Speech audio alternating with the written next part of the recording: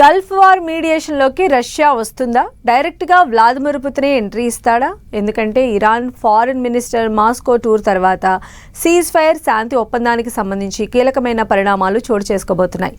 Last year జరిగిన యుద్ధంలోనూ కాల్పుల విరమణ రష్యా టూర్ తర్వాతే చోటు చేసుకుంది. మరి ఇప్పుడు కూడా అలానే జరగనుందా? Watch the story.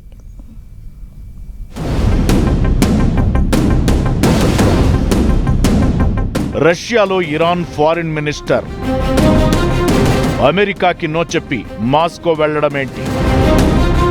ట్రంప్ని పోపోవోయ్ పుస్కీ అని ఎగతాళి చేయడమేనా? రంగంలోకి రష్యా దిగుతుందా? ముందే చెప్పినట్లు పుతిన్ చర్చలకు కూర్చుంటారా? గల్ఫ్ వార్లో రెండో రౌండ్ చర్చలు లేకుండానే కాల్పుల విరమణ కొనసాగుతోంది. అయితే ఈ మధ్యలో ఇస్లామాబాద్కి వెళ్లిన ఇరాన్ విదేశాంగ మంత్రి అబ్బాస్ అరాగ్జీ మాస్కో పర్యటన కూడా ప్రాధాన్యత సంతరించుకుంది. గతేడాది జూన్లో ఇలానే అమెరికా, ఇజ్రాయెల్ సైన్యాలు ఇరాన్పై 12 రోజులు యుద్ధం చేశాయి. అప్పట్లోనూ ఇరాన్ విదేశాంగ మంత్రి రష్యాకి వెళ్లారు. ఆ తరువాతే అమెరికా, ఇజ్రాయెల్ వెనక్కి తగ్గాయి. మరి తాజా పర్యటన కూడా అదే రకంగా యుద్ధాన్ని ఆపేందుకు దోహదపడుతుందేమో చూడాలి.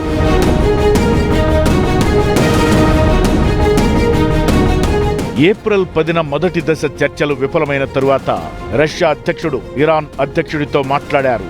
అవసరమైతే తాను అమెరికాకి, ఇరాన్కి మధ్యవర్తిగా వ్యవహరిస్తామని చెప్పారు.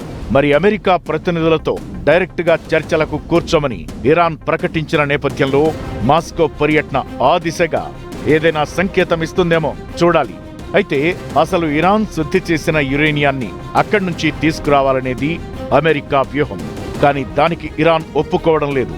అందుకే రష్యా ఈ యురేనియం బాధ్యత తీసుకోవచ్చని చెబుతున్నారు.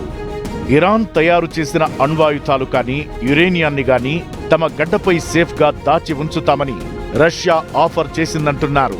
అలాగైతే అటు అమెరికాకి, ఇటు ఇరాన్కి అభ్యంతరం లేదని కొందరి అభిప్రాయం. అయితే దీన్ని ట్రంప్ తోసిపుచ్చారని కూడా చెబుతున్నారు.